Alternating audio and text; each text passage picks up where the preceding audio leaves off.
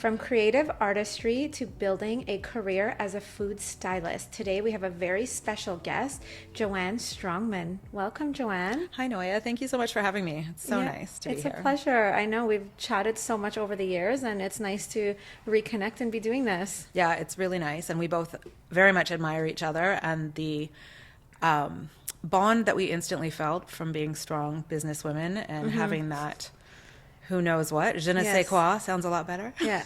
Well before I was a businesswoman. So we met, this would have been maybe a good 7 or 8 years ago. And I was still in school as a naturopathic physician, and I had partnered with someone who was a client of mine from personal training and nutrition, who's opening a smoothie bar in Kitsilano, very like hipster and all that. And I was in charge of creating the menu.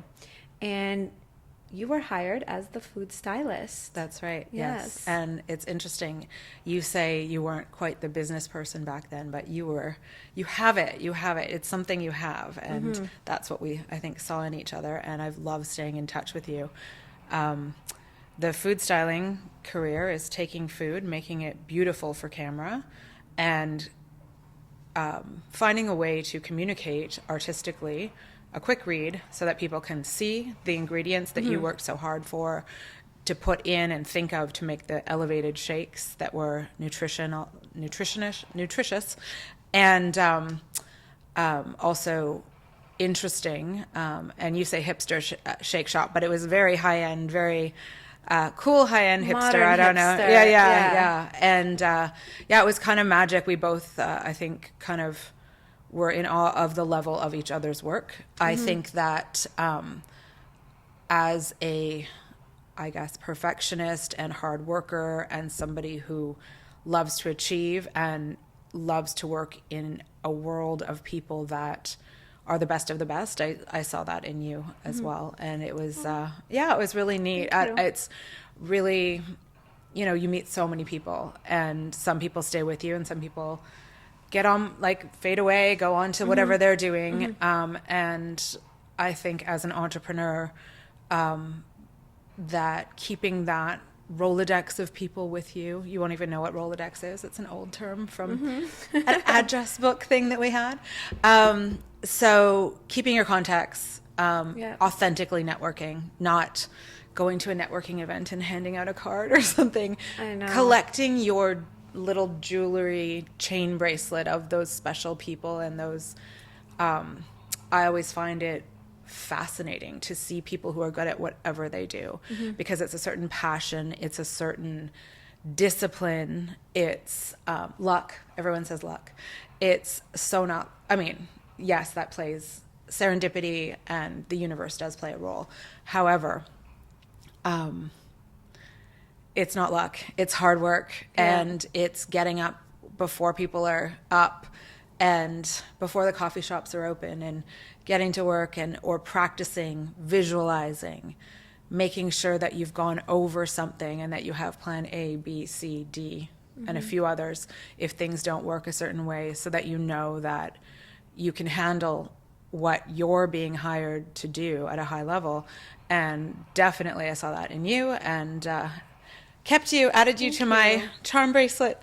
It takes one to know one, so right back at you. Thank you. So this was my absolute first experience of food styling, and I don't think I ever before then thought about food styling, but we do always see the big commercials of McDonald's or A&W with the juicy burgers, and they're just sizzling on the grill, and then it makes sense. So much goes into when we have a brand, a lot goes into the model. But in this situation, the model is the food, whether it's a restaurant, a chef, or somebody with a wicked product, or alcohol. I remember you worked with a tequila company before, and it was a really unique experience to see the creation, the artistry, and the passion that has to go into bringing the experience of that food to life, to kind of convey that in your, commercial marketing message or whatever that may be, of what it's involved in. But tell us, it's such a unique career path, and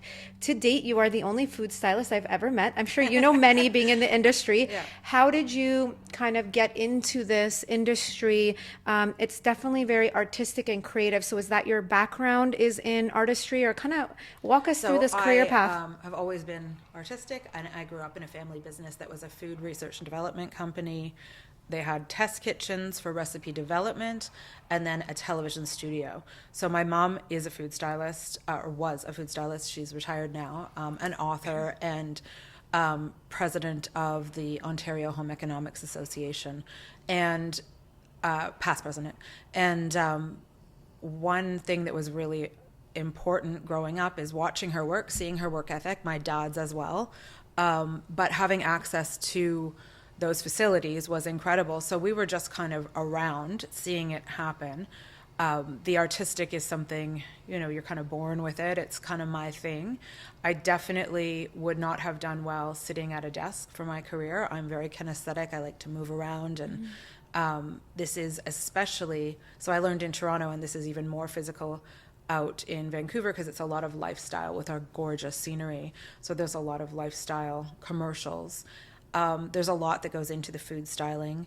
You have to understand the chemical properties of how food reacts, and you have to understand that you must represent the product very properly. People say it's exaggerated, this or that. There's a lot that goes into making sure that it's not overly exaggerated, or that you are maybe showing the nicest tomato or the nicest apple, best meat burger, that sort of thing, but it's certainly not able to be something that is not real. So that's a misconception, and there are legal teams watching our every move. Sometimes we are recorded while we're working so that if anything were challenged, the whole preparation process can be gone over and seen that it's not overly represented. Perhaps like a model is chosen, maybe someone more fit or more of that age demographic, that sort of thing. That's kind of how we'll pick the most aligned produce for whatever they're trying to convey, usually fresh, healthy.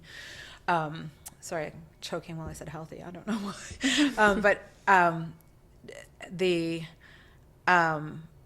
a lot of the products have to be a quick read. People don't have a big attention span now. So a beautiful thing is nice to show.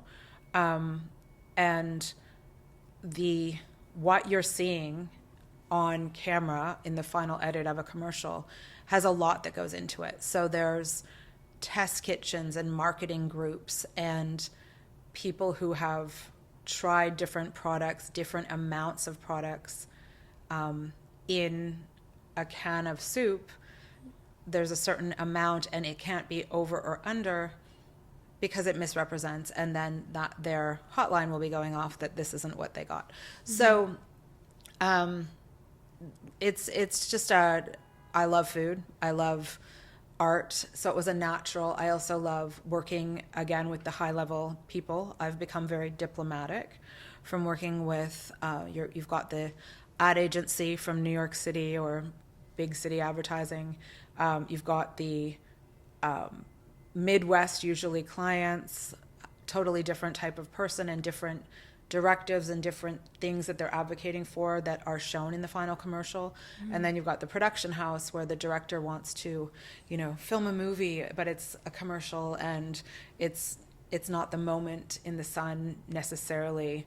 It's about the product. And so that's all at play, and we advocate for the product being shown in the most realistic and beautiful way possible. Yeah, when I worked with you with the shakes and smoothies, it was insane. Like there was a huge team prepping each one to really, and then we had to go grab all the ingredients fresh and showcase it. It was a beautiful process, and it was definitely nice to see firsthand, especially when there's motion involved and we're trying to create like liveliness with the ingredients, which was super cool. I didn't think of the legal and misrepresentation and things that could happen that have to be very cautiously taken care of. So that's actually cool. And I feel like more so probably in the US, it becomes a big thing where it does need to be very in alignment with what the actual product looks like. And that's a very interesting, cool career. I think out of across it. the board that Yeah. it has to be. And also I've seen the shift from very, very polished, overly polished, to people prefer to see the authentic food. If it is not perfect looking, that actually is actually how food is. And so they don't necessarily want to see overly polished things. Just like how we're seeing a more variety of people, demographics, everything represented in film and television. Big movies are really fun because it's not as much about the product, it's more about the atmosphere that you create with a feast or something like that. Medieval feasts, I love researching what people ate at a certain period of time to go with the movie or something like that. And then I think it's really important to have a really strong team. It's definitely not just me. I've really figured out where I love to be, which is the creative direction and the overall process. I bring in chefs, celebrity chefs, and different levels of cooks that do a lot of the prepping so that I can use it as a medium for art. I do the sculpture and painting. My paintings are all over the world now, which is kind of exciting. But the food styling really took off, especially at the advent of Food Network and celebrity chefs and people's, ability to read recipes. All of that actually really changed the industry in that people became more savvy and more really into their food. So they really want to see a lot more of it and get into it. So we've worked with a lot of celebrity chefs on different media tours and that sort of thing to help them understand translating the most gorgeous fine dining doesn't necessarily read well on camera, so we have to break it down or show it a slightly different way, different camera angles, and help communicate through a medium that doesn't have taste, the taste. What does it taste like with your eyes? What can you feel and want that food? And so most of the time I hear that we've done that successfully, so that's exciting. Very. So. And given that your mom was in food styling and you kind of had this around you, how did you kind of differentiate yourself or kind of break free from that mold and create your kind of own networks and your own footing for your style and creative design? How did you kind of do that? Very interesting. I worked with, I'm sure, over 40 or 50 different stylists through the years as they went to Toronto or Vancouver to work on projects. I've also worked, all over North America as a special consultant, sometimes in the States or just with different abilities. Very different styling in Toronto to Vancouver. Again, the more lifestyle, styling a Burger King burger on the side of the mountain with a grizzly bear for, some beautiful mountain scenery. I don't know if it was a grizzly bear, but a bear, very large bear that had been trained on nuggets. So it really liked what I had, and that was terrifying because everyone else was not allowed to bring food anywhere near on set. And then I have a whole food station that I'm prepping to work with this. So you had an actual bear on set? A giant, so things my like goodness. that are out here. So it's a lot more, I really loved the almost camping, so not camping like we were very well taken care of, but just, filming on locations all over, getting into Golden Ears Park, seeing sunrise. Definitely not something I could do it any day. I do not get up at sunrise and watch that happen. I like sunset. But different from my mom. My mom's very, very much more methodical, coming at it from the home economics background. Her entree into the world of food styling was really, truly at the beginning of when film and television media met cooking and the Julia Child days and all of that, where this recipe that was selling, Lipton cup of soup or something, needed to all of a sudden be beautiful for camera. So it's come a long way. It's definitely, especially with high definition television, that's a whole other thing for how perfect it has to be. But mine was much more like from the artistic background. So having a fine arts degree, I'm one of the top 18 alumni at Western Visual Arts, my university, Visual Arts, in the last 50 years, which is kind of cool and kind of amazing. But just in that the art sculpture background is where I came at it from, very much more cooking with the passion and the reckless abandon, I guess, for how it looks in the camera, for how it's visually balanced. And so some of the stylists and food stylists that worked more in some of the head offices or did more of the recipe development, which is definitely not my strong suit, are just a lot more cautious with the rules. And I would say that's the difference between my mom and I in every way anyways. Yeah. So, I also have always been involved in other real estate investment type things or slightly other career things. I started JMS Media Group from working with all the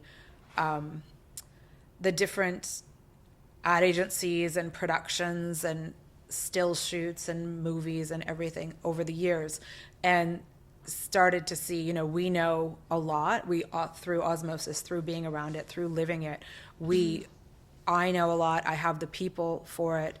I really adapted well because of how my brain works to social media and soundbite type living, quick and visual living. That really suited my whatever's going on, however my neurons are wired, neural pathways.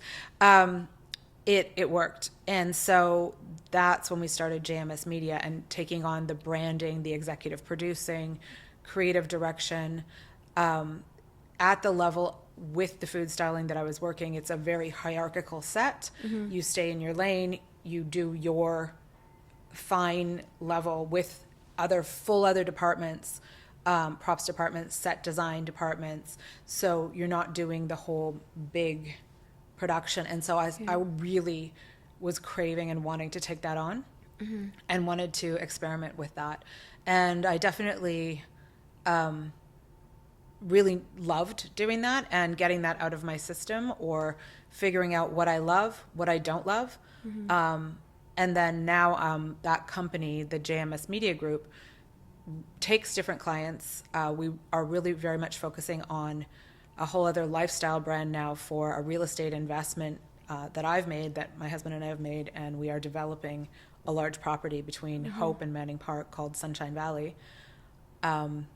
We, have focused and curated on teams that are specific to whatever the client needs. And it translated very well. Some people don't understand how I made the leap from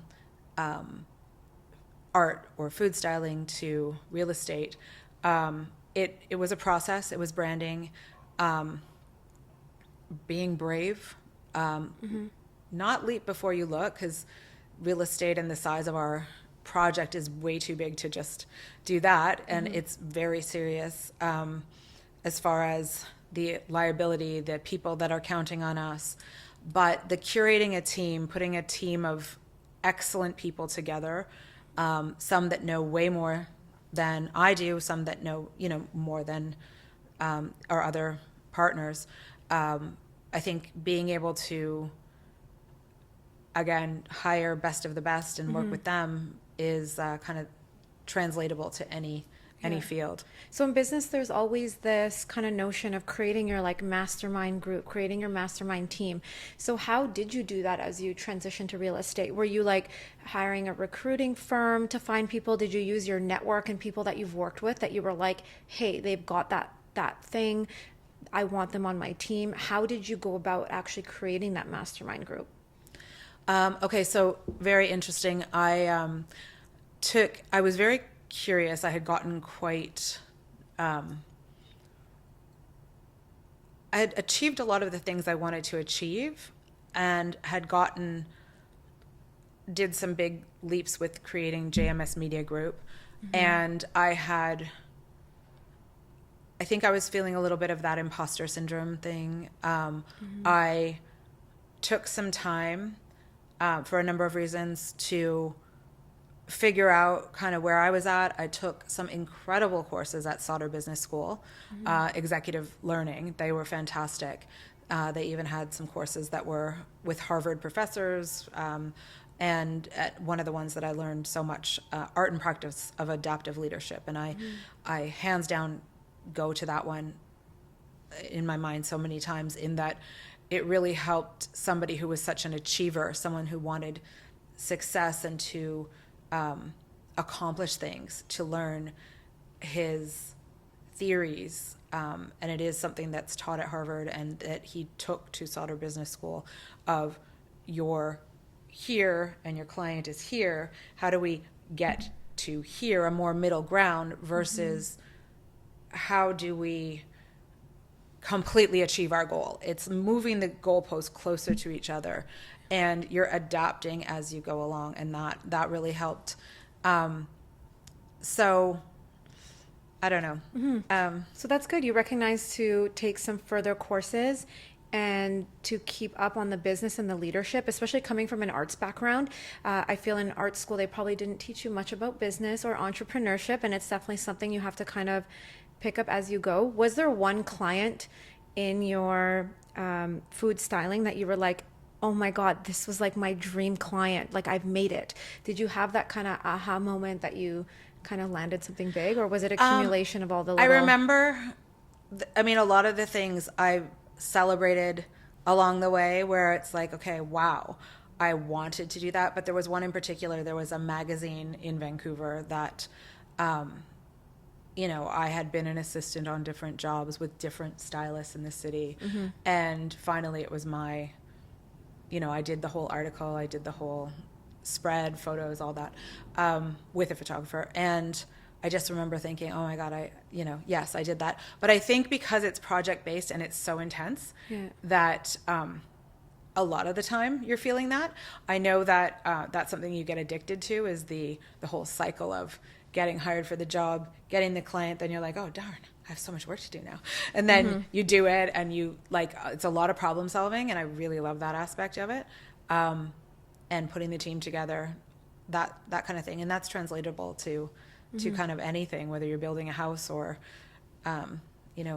decorating. We have an inn that we had to renovate and decorate, and it's kind of teaches you, just be brave. You can do it. You can figure it out. You can ask around. I think I always give 150%. I think that's really important, and I recognize that in others that do that as well. Back to the whole thing of, oh, you're so lucky, or wow, you have a cool job, or your life is amazing. Well, there's people with better lives than me. There's people with lot more, lot less. It's definitely having a positive attitude, being brave. I think people mistake, because I'm a bubbly, cheery person, that I do not feel the weight of the liability or understand the gravity of some of the large projects we're doing. And no, I do. You just have to do it, and do it well, and succeed, and make sure that you're doing things. I've learned this from my husband, is very much like legally, and doing things by the books for accounting. Make sure that the foundation is all set very strong, so that you're able to then have a lot more fun on the process. And once that foundation's in place, then you can be more silly and be more fun and be like super joyous. So a lot of people who see me working are like, oh my God, you're just having fun. And I've even been criticized that we're not taking things seriously. And it's like, no, I want to be working in passion. I want to be, I think the creative energy and that love vibration is at the level of excellence, and it's the law of attraction. It brings more. It is attractive itself, but it comes from being prepared. And sometimes I'll go to a location or a studio, drive through the day before.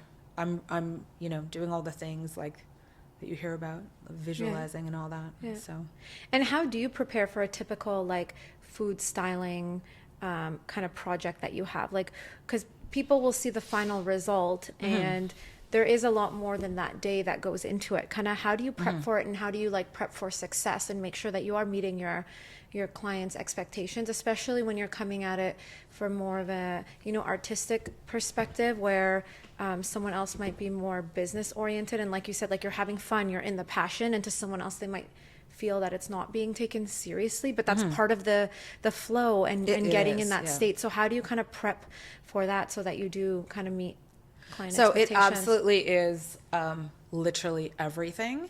And when people say work-life balance, it's like, well, or find a job that you love and that's very blurred lines, and that you're, you know, kind of always living in that. So I'm constantly learning and prepping, assessing, getting up to speed on what new ingredients and or new design aspects. I mean, again, that's a big thing for me is environment design.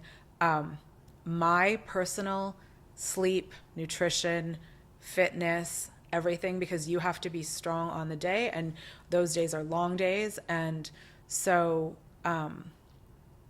you need to be, as a person and as a team, understanding that you're representing, you know, your company, because it is that way. And I think that prepping is, you know, pacing yourself out, knowing that you're getting different suppliers that you can absolutely count on. Again, I don't suffer fools lightly. I am all chill until I'm not, because I expect things that I've asked for to happen.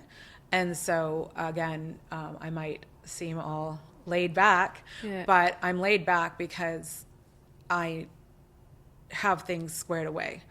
And then there's, how do I balance adding in being a mom as well, and then being a mom of a type 1 diabetic, which means I do have to be checking my phone for my blood sugars for my daughter, and a little distracted with that. But making a plan in place to make sure she's okay. Also preemptively telling people, I'm not being rude. I'm checking my phone for her blood sugars. She's getting older now, so I'll have less of that to do. But personal life, I think that's also getting your family involved and having them understand communication. Obviously, everyone who talks about relationships talks about communication. But it's taking the time to maybe have them understand what you've gone through the day. I'm very focused, and people are paying top dollar to have an expert on set, or an expert team if my whole team's there. So they deserve that focus, that attention, and the best that I can possibly deliver. And so having things done well in advance for home life, and or having a nice team of people that can look after your child, your children, whatever it is, and dogs as well that need to be walked, and fur babies. So a lot of planning, a little matrix set up for your life, and then understanding, I think something that really helps me is understanding like that whole cliche of the best laid plans of mice and men. It just doesn't happen, right? So knowing that, cool, if that can't happen, we'll do it this way, we'll do it that way. Being not afraid to ask for concessions. However, only asking for them when you really need them. I think that's gone way too far in our world. I don't want to know that you want to leave my set early for a 5 o'clock yoga class. That's abominable to me. I can't even imagine. But I get asked that now. The modern work ethic. The modern work ethic. I'm really glad you're into yoga. I love yoga too. Blah, blah. But